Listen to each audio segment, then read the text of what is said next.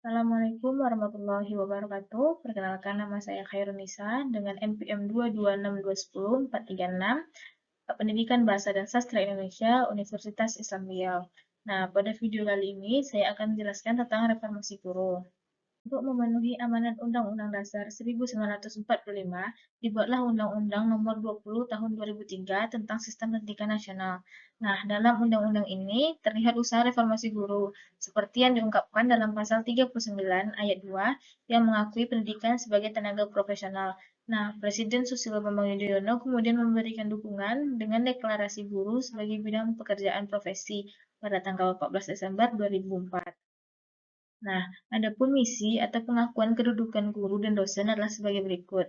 Nah, yang pertama itu mengangkat martabat guru dan dosen, yang kedua menjamin hak dan kewajiban guru dan dosen, yang ketiga meningkatkan kompetensi guru dan dosen, dan yang keempat memajukan profesi serta karir guru dan dosen, yang kelima meningkatkan mutu pembelajaran, dan yang keenam meningkatkan mutu pendidikan nasional, yang ketujuh mengurangi kesenjangan ketersediaan guru dan dosen antar daerah dari segi jumlah, mutu, kualitas, akademik, dan kompetensi. Yang kedelapan, mengurangi kesenjangan mutu pendidikan antar daerah. Dan yang kesembilan, meningkatkan pelayanan pendidikan yang bermutu. Nah, profesi guru juga patut diperhatikan karena posisi guru ini sangat penting dalam pendidikan, terutama dalam peningkatan hasil belajar peserta didik. Nah, hasil studi yang dilakukan oleh Heinemann dan Lockley dalam Istan Samsuri pada tahun 2010 di 29 negara menunjukkan bahwa guru memiliki peranan penting dalam menentukan keberhasilan pembelajaran. Nah, teman-teman bisa perhatikan tabel berikut. Tabel 1.1 kontribusi guru, manajemen waktu belajar, dan sarana fisik terhadap prestasi belajar peserta didik. Nah, teman-teman bisa melihat dari tabel ini, jenis negaranya ada 16 negara industri, dan ada 16 negara sedang berkembang. Nah, gurunya itu ada 36% dari negara industri dan ada 34% dari 16 negara sedang berkembang.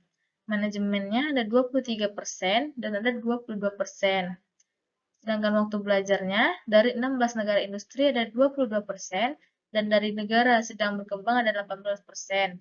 Nah, sarana fisiknya dari 16 negara industri ada 19% dan 16 negara sedang berkembang ada 25%. Nah, dari tabel di atas ini dapat disimpulkan bahwa guru adalah komponen yang memiliki kontribusi terbesar dalam meningkatkan prestasi belajar peserta didik. Nah, oleh karena itu, peningkatan kualitas guru adalah langkah awal yang tepat bagi peningkatan kualitas pendidikan. Nah, dalam reformasi guru, pemerintah itu mengusahakan 8 poin untuk meningkatkan kualifikasi guru. Nah, usaha ini adalah strategi untuk meningkatkan mutu pendidikan melalui peningkatan mutu guru. Nah, ke-8 poin tersebut bisa dilihat dari diagram berikut.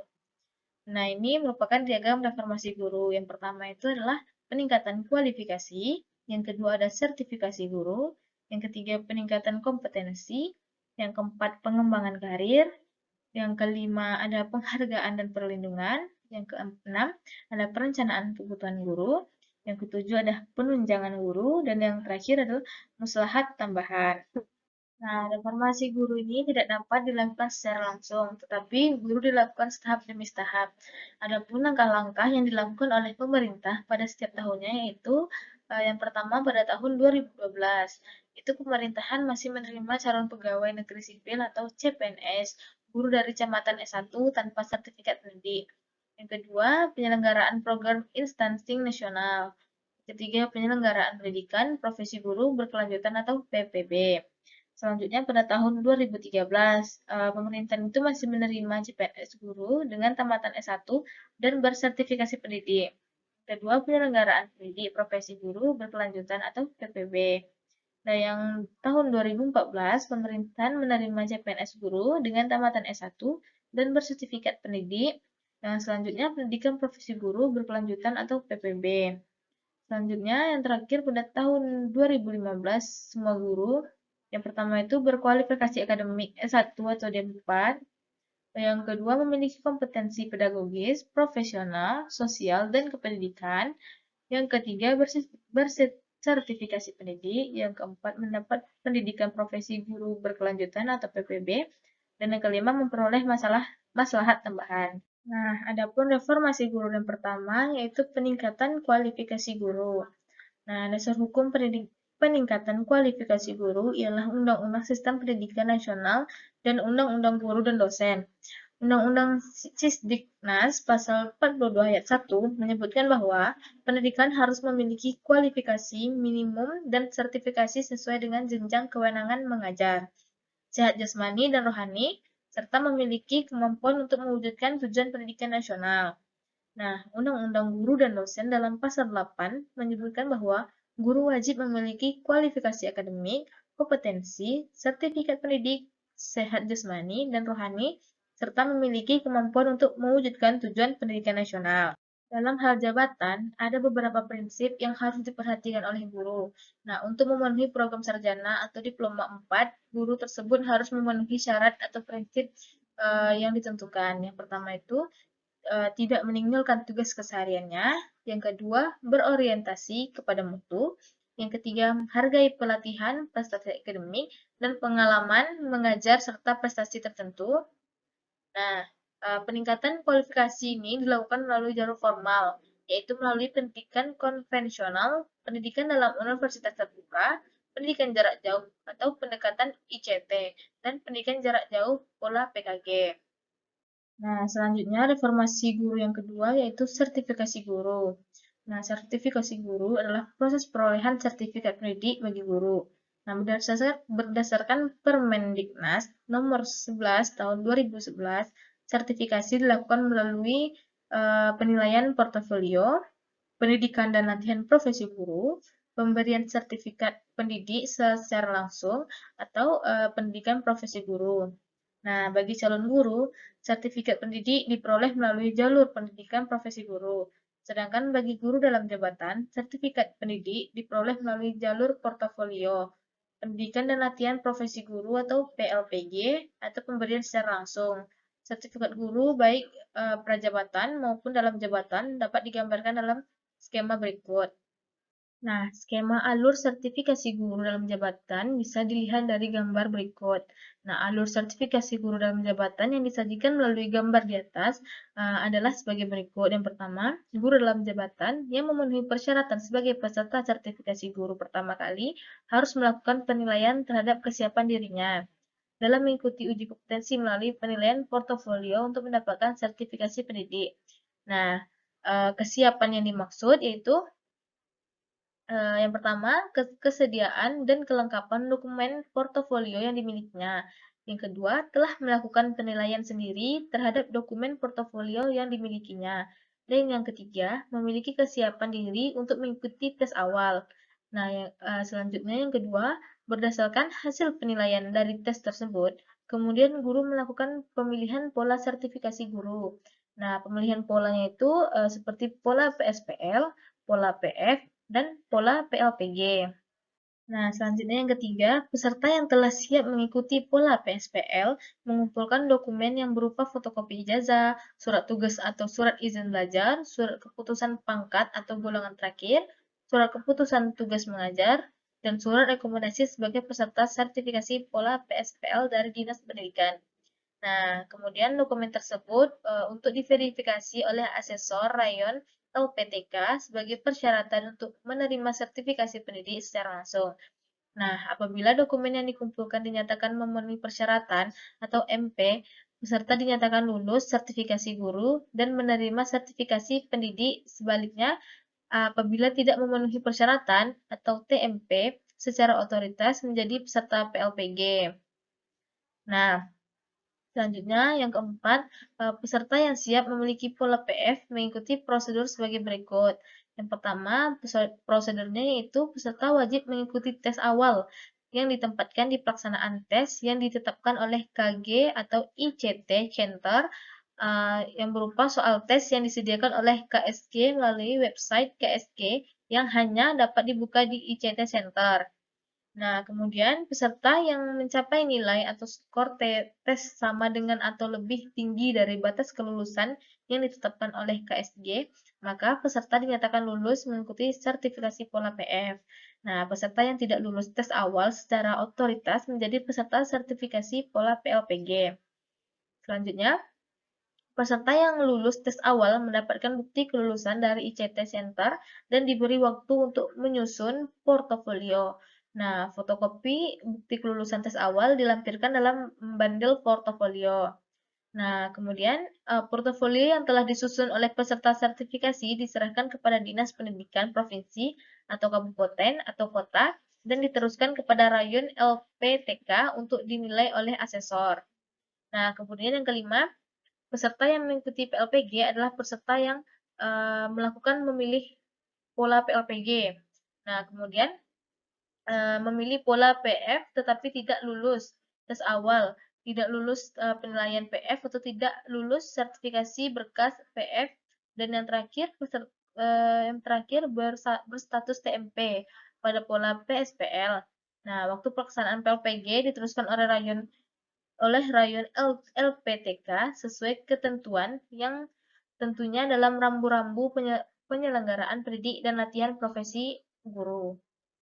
Nah, selanjutnya penetapan peserta sertifikasi guru dalam jabatan didasarkan pada kriteria urutan prioritas yaitu sebagai berikut. Yang pertama, urutan masa kerja, yang kedua usia, yang ketiga golongan atau pangkat, yang keempat beban mengajar, yang kelima tugas tambahan, dan yang keenam prestasi. Kemudian, sertifikat pendidik akan diberikan langsung kepada guru dan guru yang diangkat menjadi pengawas satuan pendidikan dengan syarat tertentu. Nah, syaratnya yaitu yang pertama memiliki kualifikasi akademik Magister S2 atau Doktor S3 dari perguruan tinggi terakreditasi.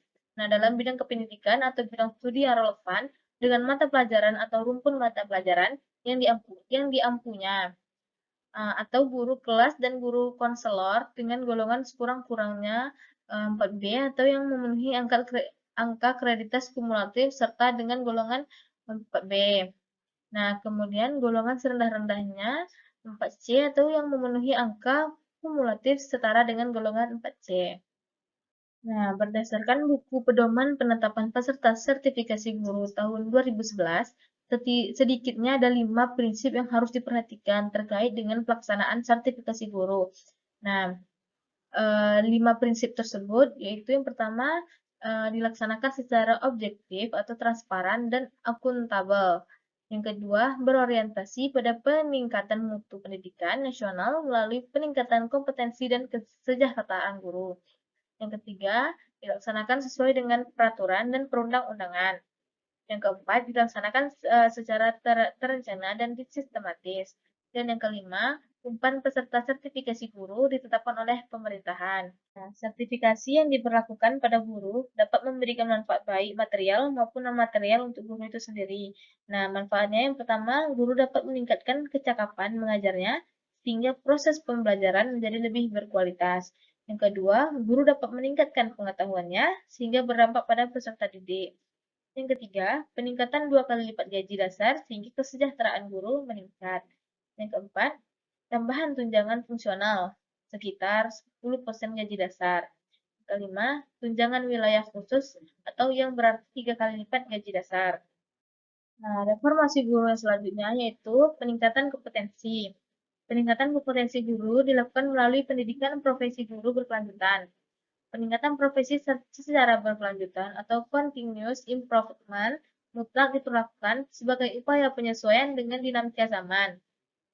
Nah, secara personal, guru dapat meningkatkan kompetensinya melalui informasi kekinian yang dapat diakses dari berbagai laman, seperti jurnal ilmiah, dan dapat workshop atau soft counter sebagai bentuk upgrading keilmuan dan kapasitas pribadi. Nah, guru juga dapat meningkatkan kemampuan dengan melakukan spesialisasi keahlian berlisensi, utamanya guru teknik. Nah, semisal guru teknik las dapat mengambil grade G1, G2, hingga G6, sehingga dia dapat meningkatkan lagi kreativitasnya. Informasi selanjutnya yaitu pengembangan karir. Nah, pengembangan karir guru merupakan hal yang penting untuk meningkatkan kualitas guru secara berkelanjutan. Dalam Undang-Undang Guru dan Dosen, pasal 32 menyebutkan bahwa yang pertama, pembinaan dan pengembangan guru meliputi pembinaan dan pengembangan profesi dan karir.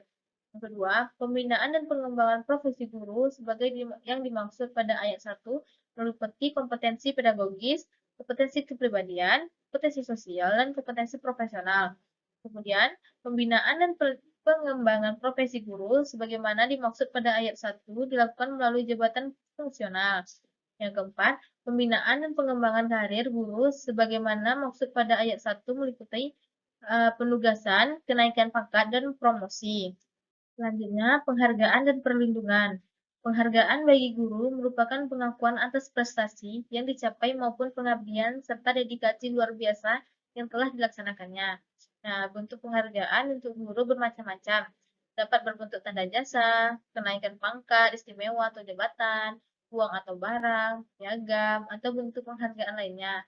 Nah, penghargaan yang diperoleh seperti dari presiden, menteri, gubernur, bupati atau wali kota, kepala dinas pendidikan kabupaten atau kota, kemudian kepala satuan pendidikan dan masyarakat. Nah, perlindungan terhadap guru mencakup perlindungan hukum, perlindungan profesi, perlindungan keselamatan, dan perlindungan hak atas keyakinan intelektual.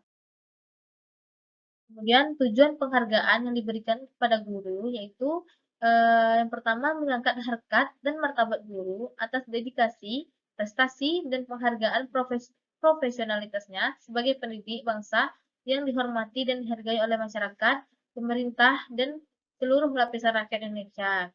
Kemudian memberikan motivasi kepada guru untuk meningkatkan prestasi, pengabdian, loyalitas, dan dedikasi serta dharma baktinya pada bangsa dan negara melalui pelaksanaan kompetensinya secara profesional sesuai dengan kualifikasi masing-masing.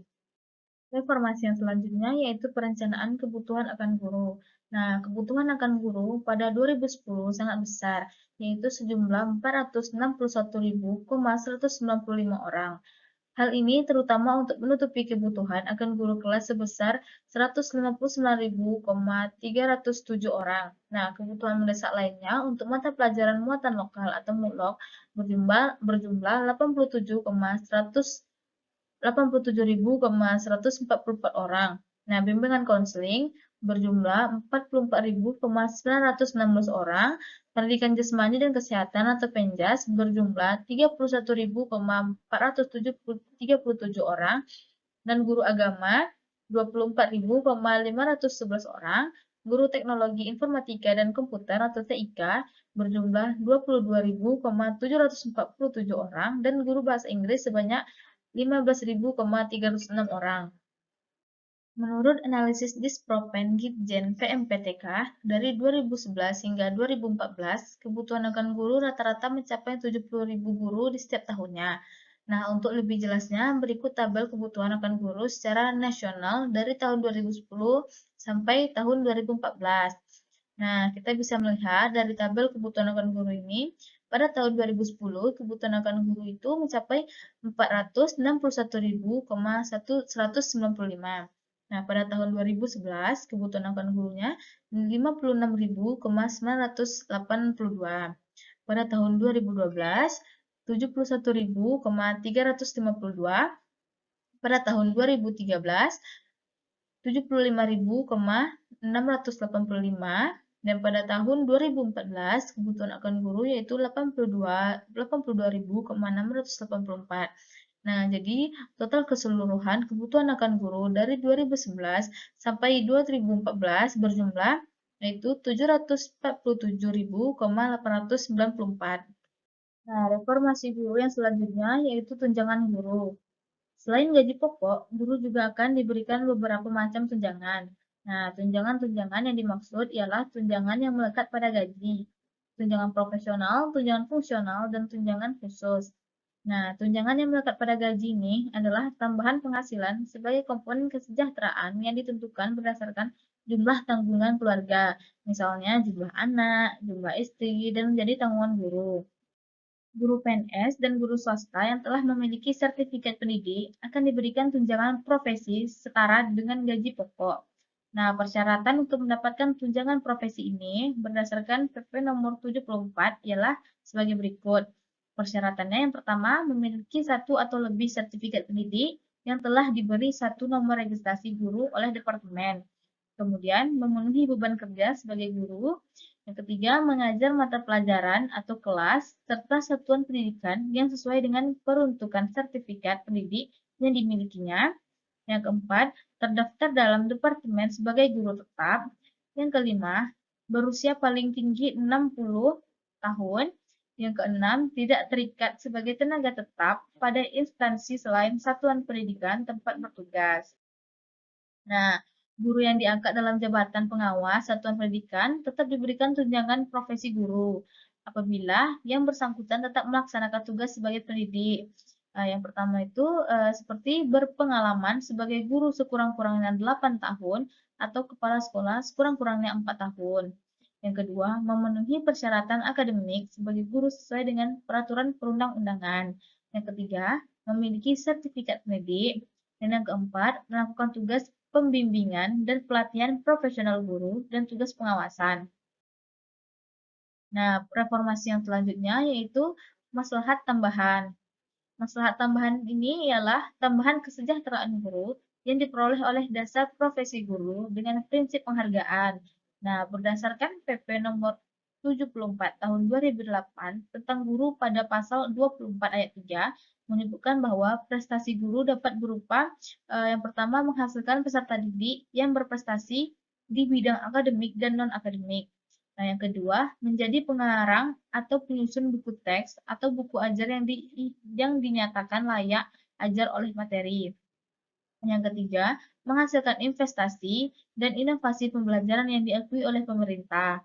Yang keempat, memperoleh hak atas keyakinan intelektual.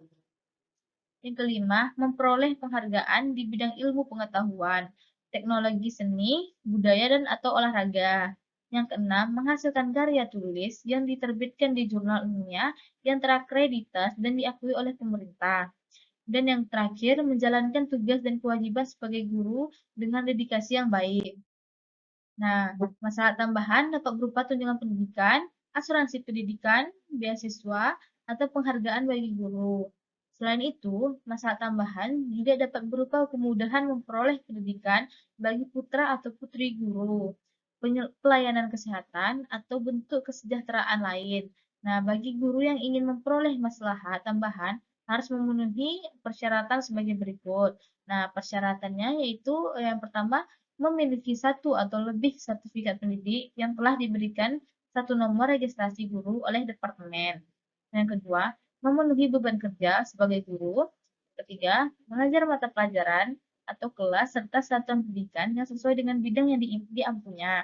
Yang keempat, berusia paling tinggi 60 tahun. Yang kelima, melaksanakan kewajiban sebagai guru. Yang keenam, tidak terikat sebagai tenaga tetap pada instansi selain satuan pendidikan tempat bertugas. Terima kasih, cukup sekian penjelasan dari saya. Kurang dan lebih saya mohon maaf. Wabillahi taufiq walhidayah. Wassalamualaikum warahmatullahi wabarakatuh.